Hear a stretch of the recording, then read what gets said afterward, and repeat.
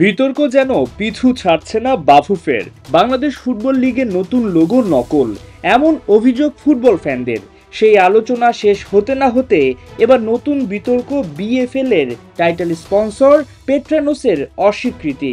হাস্যরসে পরিণত হয়েছে বাফুফে। 24 ঘন্টার মধ্যে পেট্রোনাসের জায়গায় আসে নতুন স্পন্সর।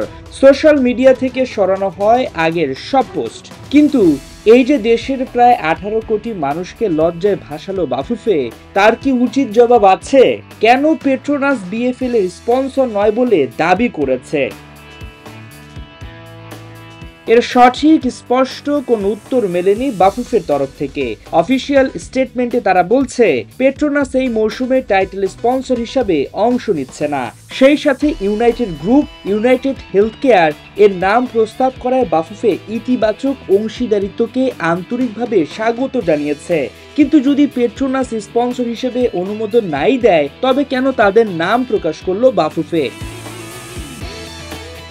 জানা গেছে, মূলত বাংলাদেশ ফুটবল লিগের টাইটেল স্পন্সর হিসাবে ইউনাইটেড গ্রুপ যুক্ত হয়ে পেট্রোনাসের কথা জানিয়েছিল বাফুফেকে এবং তাদের লোগো সরবরাহ করেছে। তবে পেট্রোনাস বিজ্ঞপ্তি দিয়ে স্পন্সর না করার ঘোষণা দেওয়ায় ইউনাইটেড গ্রুপ তাদেরই আরেক প্রতিষ্ঠান ইউনাইটেড হেলথ কেয়ারকে যুক্ত করেছে, আর তাতে বিতর্ক তৈরি হয়েছে বলে দাবি বাফুফের। এখন দেখার পালা, নতুন স্পন্সর কতদিন টেকে।